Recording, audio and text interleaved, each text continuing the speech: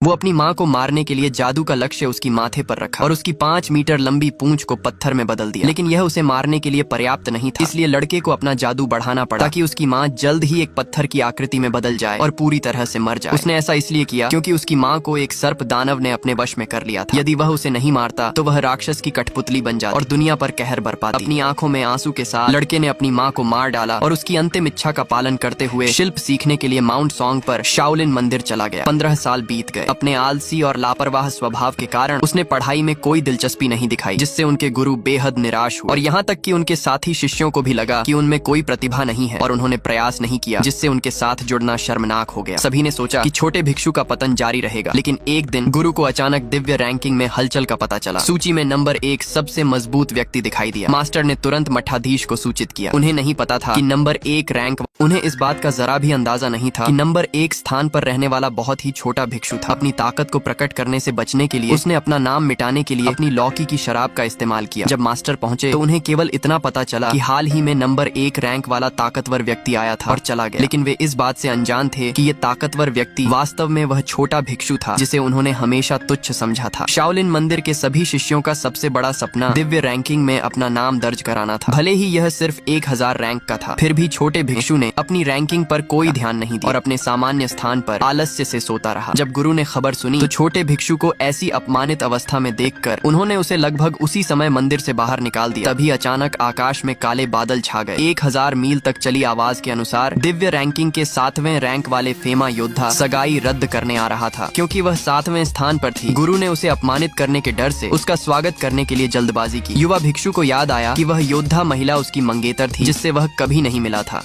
युवा भिक्षु को याद आया कि योद्धा महिला उसकी मंगेतर थी, जिससे वह कभी नहीं मिला था। इसलिए वह मौज मस्ती में शामिल होने के लिए साथ चला गया। जल्द ही गॉड ऑफ वॉर महल के लोग आसमान से नीचे आए। प्रमुख महिला गार्ड ने तुरंत छोटे भिक्षु से सगाई रद्द करने की मांग की, अन्यथा उसका जान खतरे में पड़ सकता है। उसे डराने के लिए महिला गार्ड ने जानबूझकर एक लकड़ी की छड़ी को लकड़ी के खंभे में ठोक दिया। लेकिन छोटे भिक्षु ने उसके कौशल के बारे में कुछ भी नहीं सोचा। अपनी कलाई की शक्ति का उपयोग करके छड़ी को खंभे में छेद दिया। छड़ी को एक के बाद एक कई खंभों से गुजरते हुए देखकर महिला गार्ड को विश्वास हुआ कि अगर वह अपनी पूरी ताकत लगाएगी तो वही प्रभाव प्राप्त कर सकती है। लेकिन अगले ही पल सभी लकड़ी के खंभे टूट गए। महिला रक्षक को अपना कार्य पूरा करने में असफल होते देख महिला योद्धा को स्वयं शाओलिन मंदिर आना पड़ा। उसने विवाह प्रमाण पत्र जमीन पर फेंक दिया और छोटे साधु से तुरंत सगाई रद्द करने के लिए कहा, अन्यथा उसे शाओलिन मंदिर को नष्ट करने में कोई आपत्ति नहीं होगी। छोटे भिक्षु ने तब तक विवाह रद्द करने के लिए सहमत होने से इनकार कर दिया जब तक कि उसने खुद महिला योद्धा को नहीं छोड़ दिया।